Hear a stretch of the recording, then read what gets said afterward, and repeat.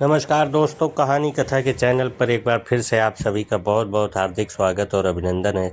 दोस्तों, अपने चैनल पर आज हम अपना एक छोटा सा वीडियो लेके आए हैं जो कि कोई कहानी नहीं है। ये हमारी रोज़मर्रा की ज़िंदगी में एक बड़ी समस्या है, जिसके बारे में हम आज चर्चा करते हैं अपने इस वीडियो में। दान देने से पहले ज़रा सोच लें। दान करना हमारे समाज में अति शुभ माना गया है, लेकिन कई बार यह दान दुख का कारण भी बन जाता है। हमारे आसपास ऐसे कई व्यक्ति हैं जो कि ज़्यादा धर्म में लीन रहते हैं, फिर भी कष्ट उनका व उनके परिवार का पीछा नहीं छोड़ता। तब हम अपने को सांत्वना स्वरूप ये कहकर संतोष करते हैं कि भगवान शायद हमारी परीक्षा ले रहा है।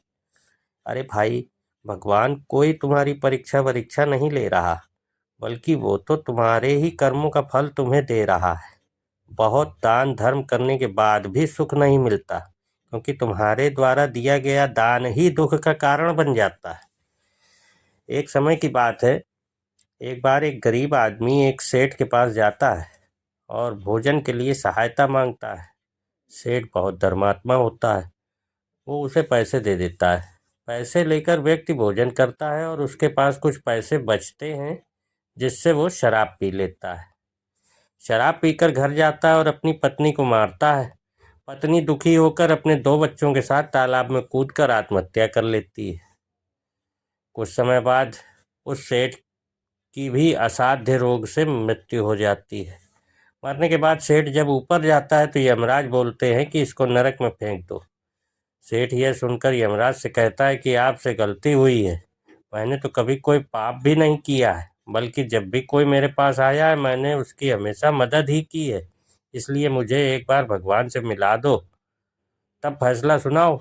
तब यमराज उसे बोलते हैं कि हमारे यहाँ तो गलती की कोई संभावना नहीं है, गलतियाँ तो तुम लोग ही करते हो। पर सेठ के बहुत कहने पर यमराज उसे भगवान के समक्ष पेश करते हैं। भगवान के सामने जाकर सेठ बोलता है, हे प्रभु, मैंने तो कोई पाप ही नहीं किया, तो मुझे नरक क्यों दिया जा रहा है?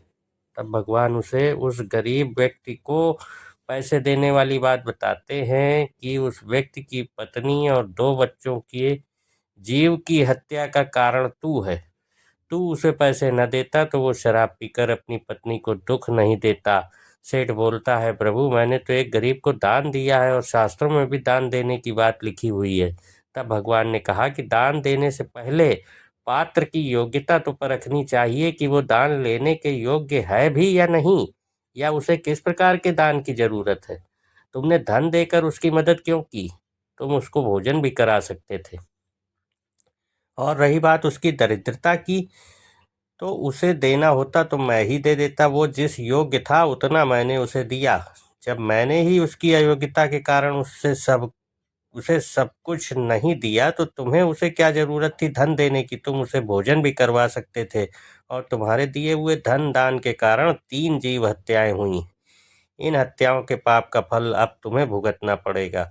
सो कहने का तात्पर्य ये है कि दान देना बुरी बात नहीं, लेकिन दान देने से पहले ये परख लें कि आप जो दान कर रहे हैं उसका उपयोग किसी पाप कर्म में तो नहीं हो रहा है।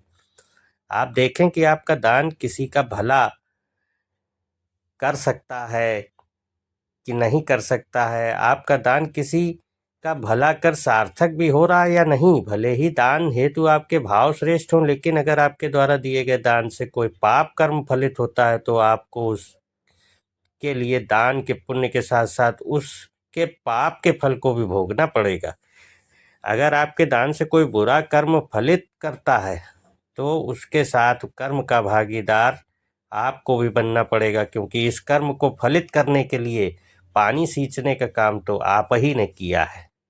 दोस्तों, इस बारे में विचार करें। इसमें एक बहुत ही गूढ़ रहस्य निकल के आता है कि जिसको जो जरूरत हो वो ही दान दें।